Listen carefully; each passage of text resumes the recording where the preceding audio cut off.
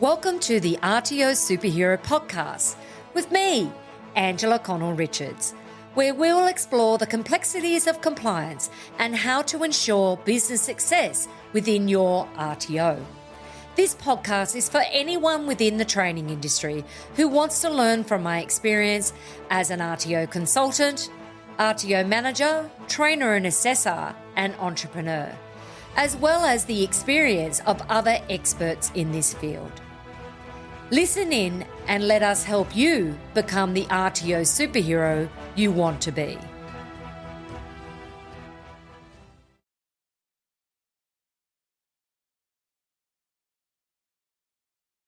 Okay, welcome everybody to the RTO Superhero Podcast with my special guest, Maciek, who's going to be joining me for the whole year, reviewing the new revised standards. Maciek, give us a little background about who you are and what you've been doing. And I found out recently that you started as a baby in an RTO. Give me a background. Indeed. Look, my background is quite extensive. As a 46-year-old, I think I can still already call myself a veteran of the industry. This is now my 27th year in the industry, starting out back in 1999 when we started my first RTO with my mother in the beauty industry. So that was the Sydney College of Skincare back then, back in Hornsby. So ever since then, I've done basically everything when it comes to running RTOs, building RTOs, growing RTOs. And now here I am helping consult and coach. So yeah, it's been an amazing journey over those years with a lot of changes. And here we are again. Here we are again. More changes. So yes, this year for the RTO Superhero Podcast, we've got a theme of the new standards and what that impact is going to be on RTOs. Basically how I wanted the podcast series to go is like dropping in on a conversation between two experienced consultants, which we do quite regularly. And when we do, we get quite passionate about what we talk about. So We're going to let the passion fly. Does it sound good? That's absolutely brilliant. Bring it on. Excellent. All right. So to start with, if you've had your head in the sand, we have some new standards that are coming out. And in our last podcast, I was with had guest speaker Lauren Hollows, and we talked about whether you should be preparing for the new standards now. And we both agreed, absolutely yes. Maciek was just telling me that he actually hasn't started yet. Let's clarify that. I have started. I'm just waiting for further guidance from ASQA. And if you haven't seen the new guides that ASQA have released, they are released on the ASQA website. And if you have seen them, hopefully you're as disappointed as I am. So they've uploaded new practice guides against each of the quality areas, and the latest ones that came out were on student support. They still haven't released anything on the vet workforce yet, and it's a sort of a guide. It's not a user guide. They're apparently going to do a user guide as well. These practice guides are separate. Yeah, look, it's again, without sort of being too critical, the way that I've sort of looked at it is they've taken the performance indicators, put it into ChatGPT and say, write me a paragraph or two about each one. They really haven't given any substance to what an RTO really should look for. They've got some known risks, etc. But I really wish that they'd started to provide a little bit more substance, because that's what everyone has sort of been waiting on, to say, okay, what do I need to do to update my policies or my procedures? What can I do to make them more, I guess, aligned to the revised standards? And more importantly, especially around those areas of, we'll talk about, I guess, the biggest changes, but well-being support and those well-being support services that they are now talking about in the standards. But what does that actually mean? And there's nothing mentioned in those user guides or the practice guides from ASQA. Yeah, what you have to actually have in place now, and what does it mean? Like we've had support services for quite some time in the Yeah, legislation, but what does it mean with the addition of well-being and in particular mental health support as well? correct. Yeah, yeah, yeah, I I agree. sort of I used to sort of joke, and I know it's I'm not a small human being, but it's like so at what point do you turn around and say, well, I need dietary support, or I need mental health support, or I need emotional support? Do I bring my do I need to have dogs in the classroom now to support people? So there's a lot of I think the one thing that I was looking for from ASQA this time around, and in credit to industry, as you'll know, this is the longest we've had, I guess, consistency in any standards. It's 10 years since we've had a change. Yeah. So credit where credit's due in that respect, that we've had this much consistency. But I would have liked to think that if they're putting in such significant interpretive clauses, that there would be a little bit more there to work off, especially if it's a practice guide or how they're going to expect RTOs to be audited in the future. Yeah, I'm wondering if they're because they've released the feedback, complaints and appeals, information and training support, but nothing around well-being. Yep. I wonder if that's still coming. It could be because I'm sure there's got to be more for all of the other areas as well. That can't be it. I really hope not. Yeah. Yeah, because what about First Nations? Because that's not in Yep. there either. Yeah. No. No, Yeah. and I still recall when ASQA came first, when ASQA, I guess, took over the delegated authority or delegation in all the states except WA and Victoria, where the commissioner at the time said, we're a regulator, we're not an educator.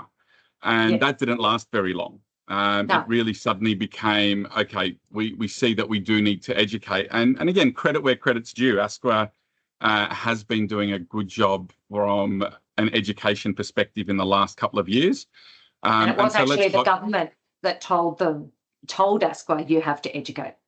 Yeah, yeah. So I think let's hope that aspect continues going, and these are just the first draft of many that will provide feedback or provide guidance to RTOs, so that we don't have the first 6 to 12 months of auditing being an interpretive nightmare. Yeah, yeah. Or the And auditor. that never happens, does it? No, not at all. I remember my very first ASQA audit. So we just moved from the state regulators to the federal regulators.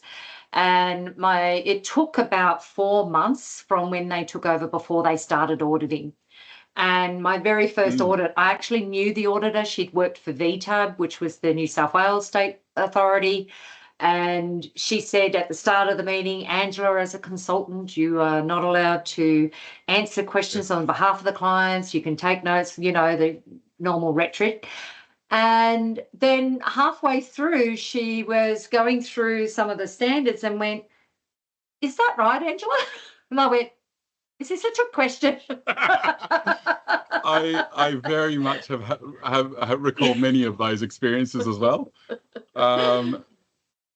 I think the only takeaway from that is at least consultants like us that value our clients' understanding and knowledge of growth, where auditors see what we've tried to achieve with the clients, that it's not us, it's them, and we're just in the background almost interpreting certain questions.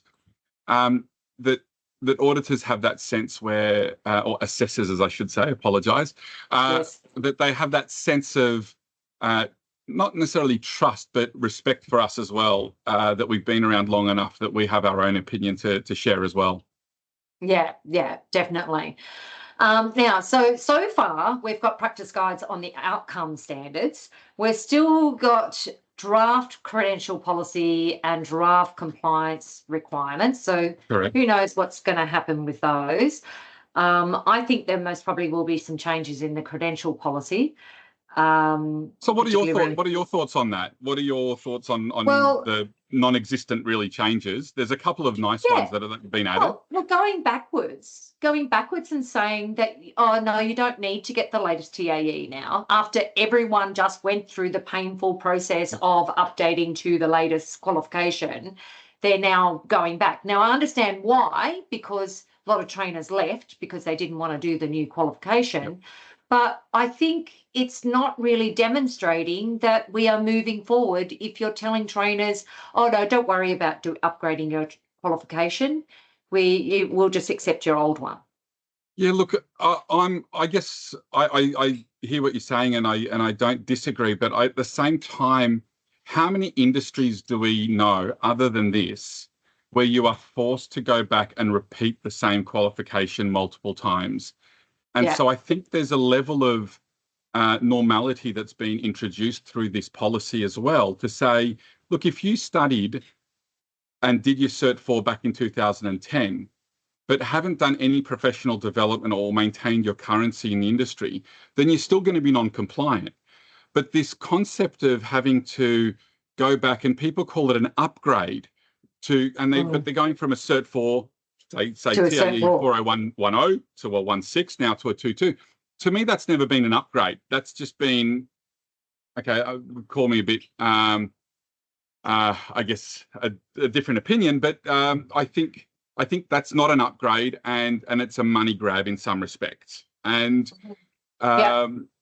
and I think that if you're going to go down the path of having had your Cert 4, say the 16 version, why not go and do your diploma and actually upgrade a qualification to to the new diploma and do that as a pathway? But what I like about this is that it sort of normalizes the fact that you can get a qualification, and then the focus should be on you maintaining and updating your skills, whether that's personal or because we don't have a CPD program in this industry.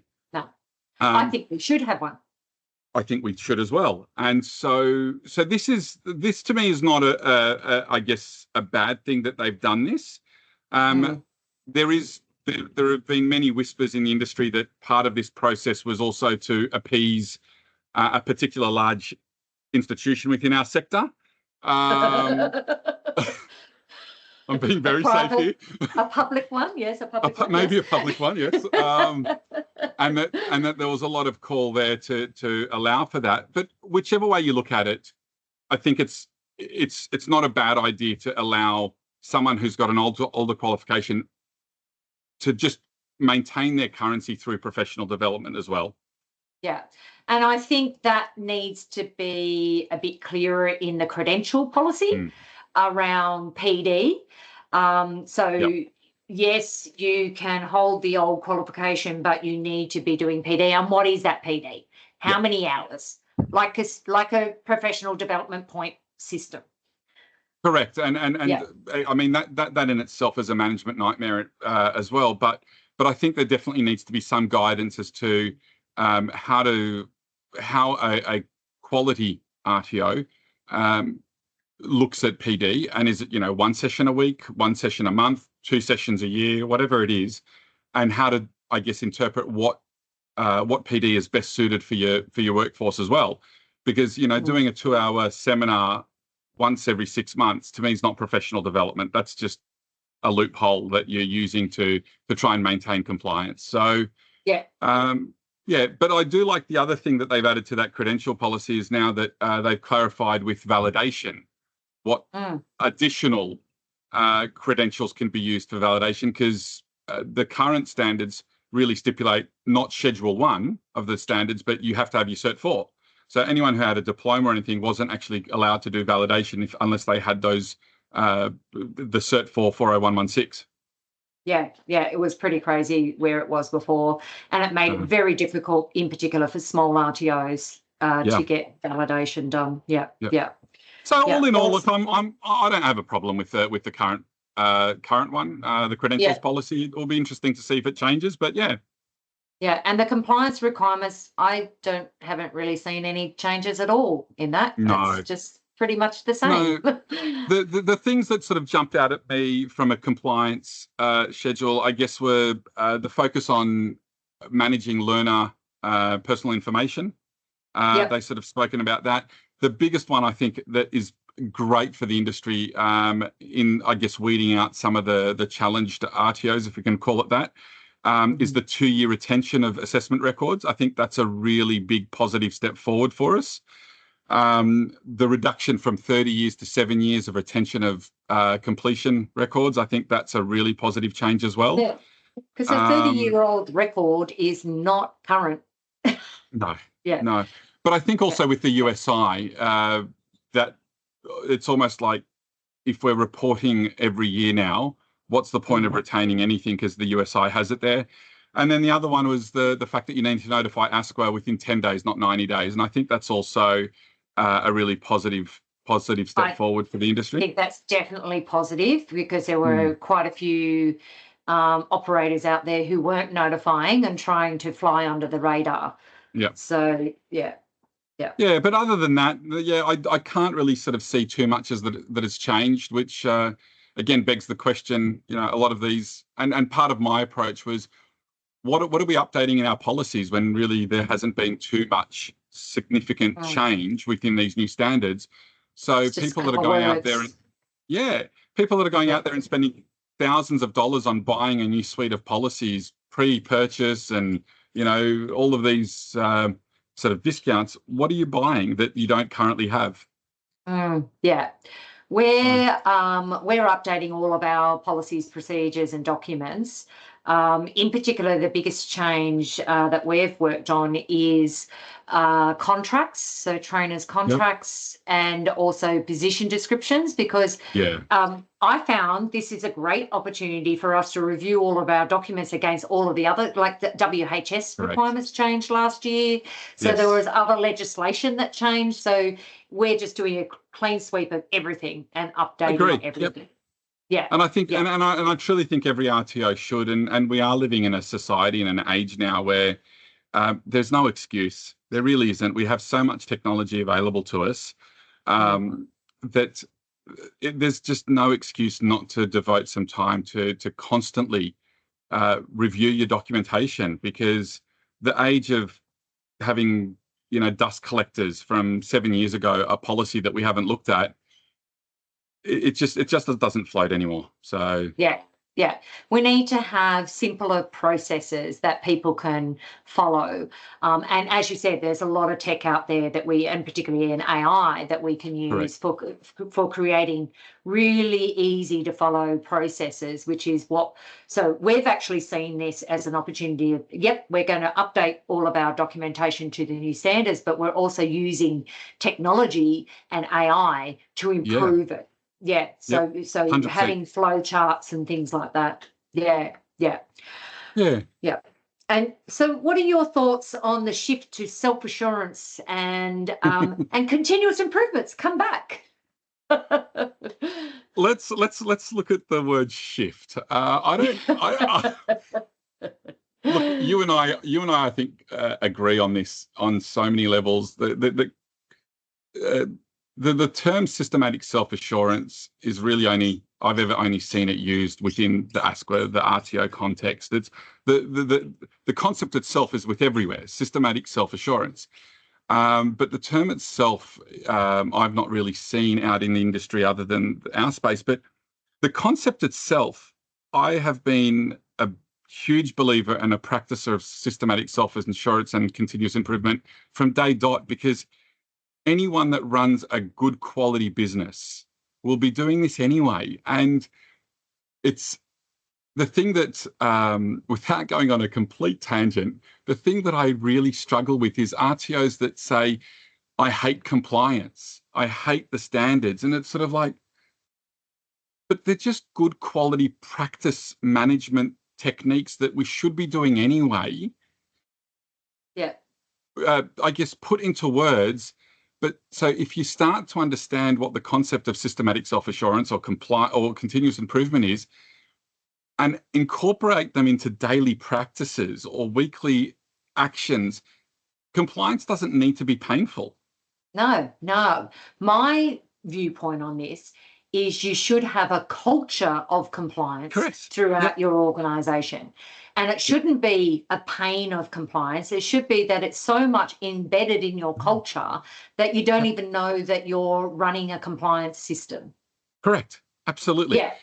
And so, I always say one of my sort of main points that I always talk about is like a monthly management meeting, for example. And I sort of say to people, do you run a meeting? It's like, yeah, we meet all the time. It's like, well, what if you made up an agenda that actually addressed a lot of the points that you need to discuss every week, every month, and documented that? And again, through technology, we can now record, have AI summarize our meetings for us, and actually produce minutes of meetings for us. So we don't actually need to sit there doing the old school, like, what were the key point takeaway? We can participate in a 30-minute meeting, have all of the actions recorded because everyone just simply talks what they've done, and then you've got a formal record of it. Yeah, we have, we recommend all our clients hold a monthly quality and compliance meeting. And at their meeting, they're looking at WHS, opportunities for improvement, complaints and appeals, training packages. So you just have them as standing agenda items. I think that's the core to that culture of continuous improvement. If you're just holding those meetings and then making sure that everyone's aware by distributing those minutes of what was discussed. Yeah. I've gone one step further, and I've shared this with at other conferences in the past, where for each agenda item I do as a template, but then ask my clients to change it as a standardized set of questions under each agenda item. So, for example, complaints, right? Rather than sitting there going, what do we ask? Is, have we had any complaints? Were they resolved? Were they what things do we need to change to ensure that this complaint doesn't happen again? And so by having sort of 3 or 4 questions after each agenda item, it again, from an autonomy perspective, anyone can chair that meeting. It doesn't have to be the CEO. It could be the receptionist. It could be a training manager, because they're just simply taking the role of the chair to facilitate the asking of those questions and discussion. Making sure they're going through each agenda item and everybody has an opportunity to speak their voice. Correct. Yeah.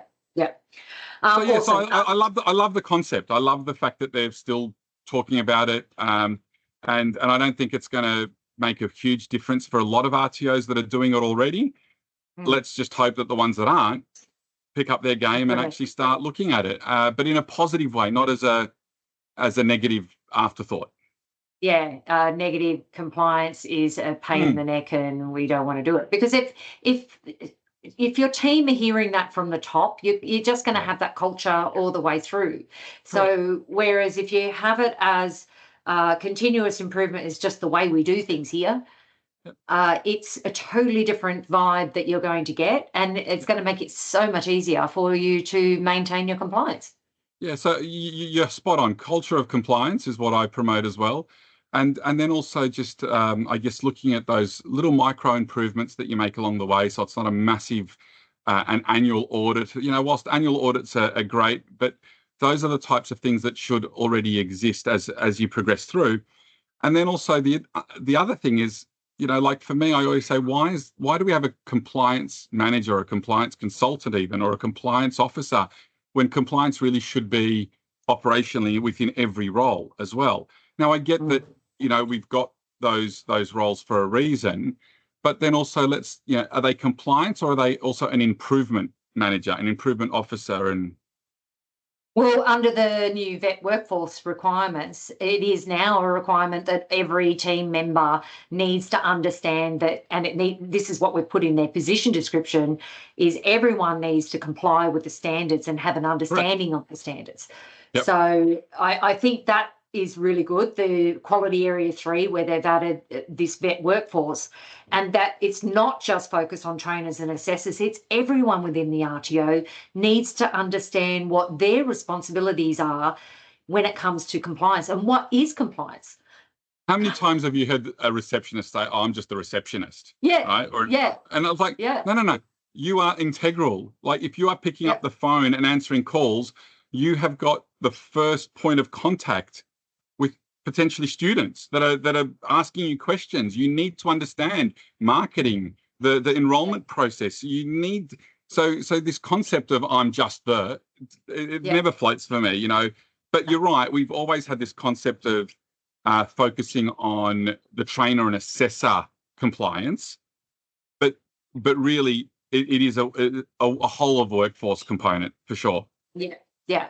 And having that vet PD for all team members, so that if They all understand what's going on and why we need to do these reports and what is compliance, and that we can't guarantee employment outcomes. And, so it's across all the teams that they understand what is compliance, but also how compliance improves the quality of the RTO as well. Right.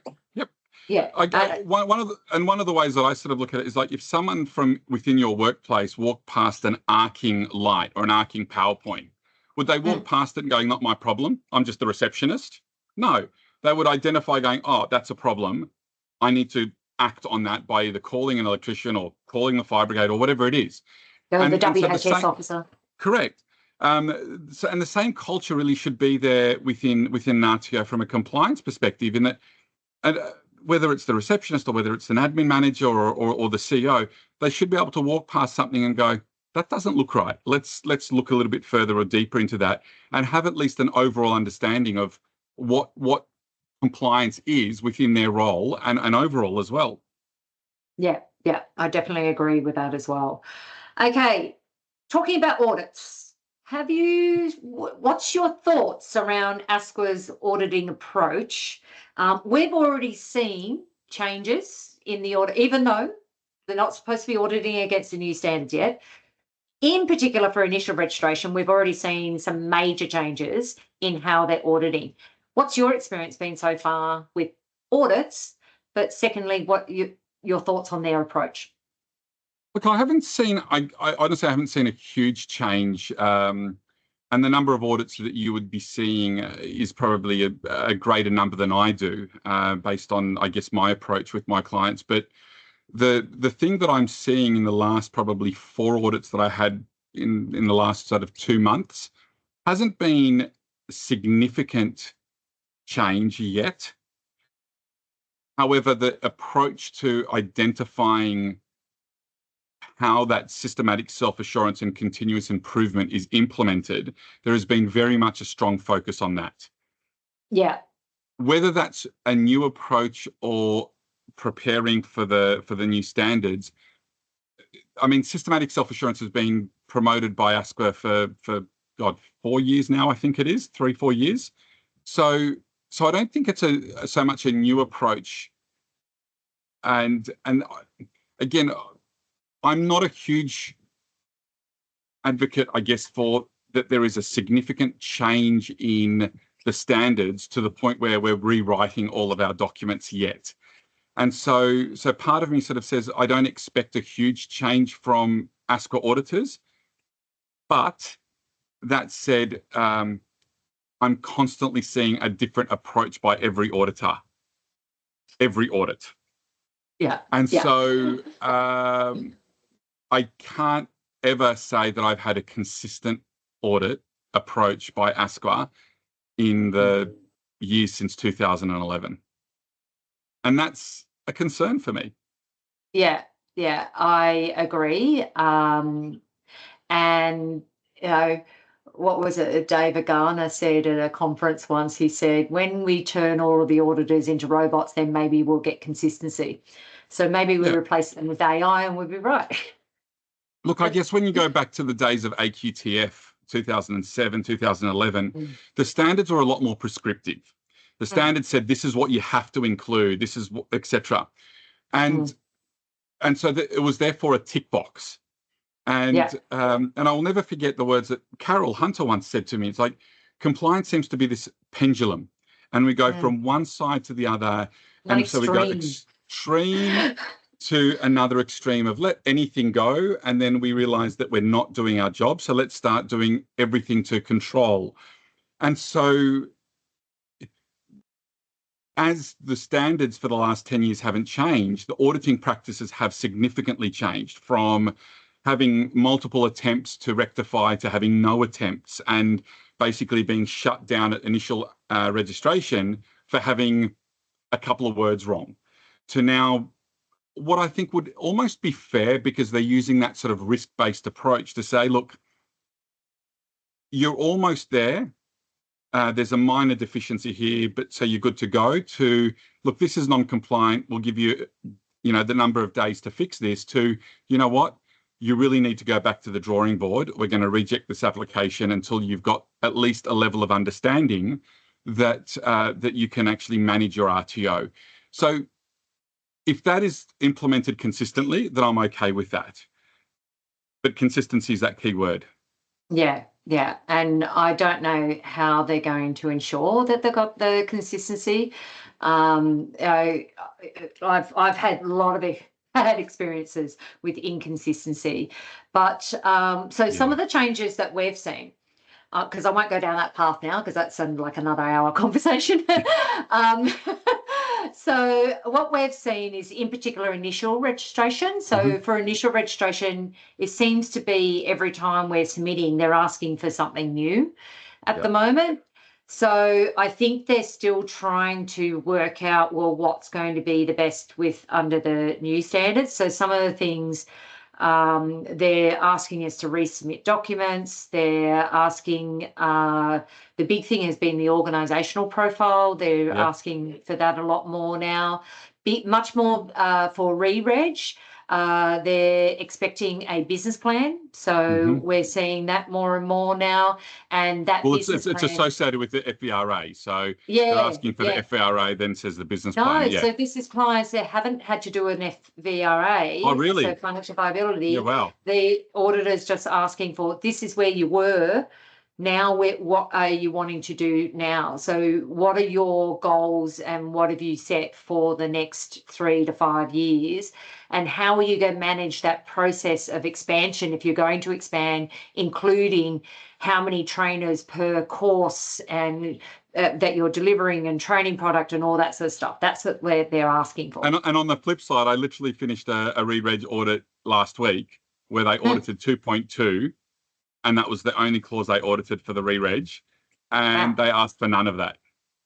Wow. and the closing meeting went for 45, 50 minutes. So, this is that inconsistency. And I understand that it's risk-based, and I understand that there's information behind the scenes that ASQA may be looking at. But, it makes our job very hard. Yeah.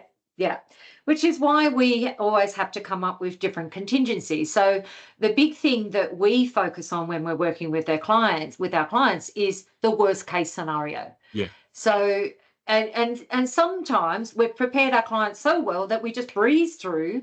Correct. And they go, oh, why did you make us do all of this stuff? And we're like, well, because it's good 10 practice. other audits. Yeah. But also it's good practice,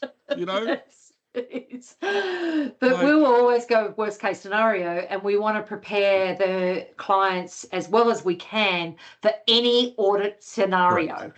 Yeah.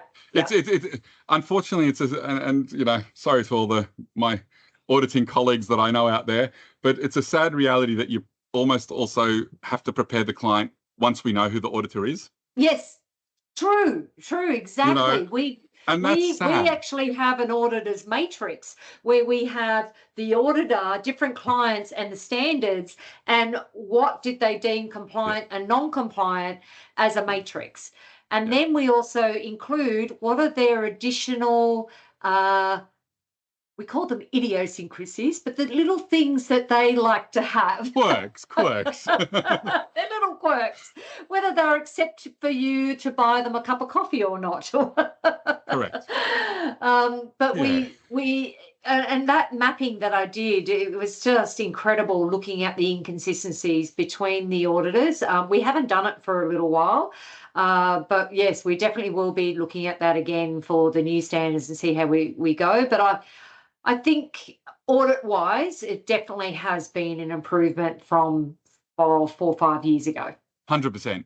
And again, just on a side note for that, and I agree with you, but your approach to preparing the client, and it's exactly the same approach that I've got, is that I want the assessor, the auditor to feel confident that when they're talking to my client, they're talking to the client and not me. And whilst, like I said, I might be there in the background as an interpreter or so forth, but my aim is always that there is nothing that the client won't know if asked, if they've been studious enough to make it an effort to understand the policies as well. And that's even outside the audit practice. I mean, the amount of people say, oh, these, again, compliance, blah, blah. But anyone who's actually made an effort to understand and learn the standards should know that they're not overly cumbersome on most levels. They are. Yeah. There are some things there as well. But I always say, I reckon it would be harder to run a cafe than it would be an RTO. Right? You don't have food going off. You don't need to account for wastage. You don't need to expect, if it's a rainy day, that you're not going to have people coming through the door, extra staff. Like, at least as an RTO, you know what to expect almost every day. And I think it's just a matter of learning the standards, and the same with the new standards coming in. Make an effort to sit there and read them as a team and go, how does this change? How does this approach differ to our current practice? What are they saying? What are they asking for us? Yeah, or do some training on it. Like the way we deliver our training. So this year I've got a workshop that I do every month that's on different components of the standards.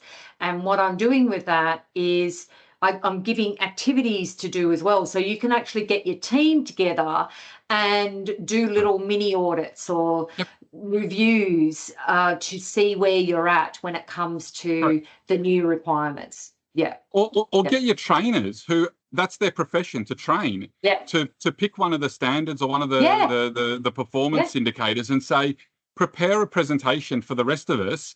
And use it as a way for us to also evaluate your training processes and how you prepare for work. Great idea. And use it as a PD session.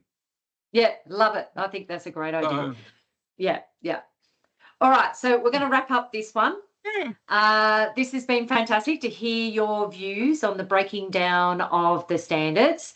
In our next interview, we're going to be going through the future of vocational education and what we think is, I think we'll be looking into our crystal balls of what we think may be happening in the future.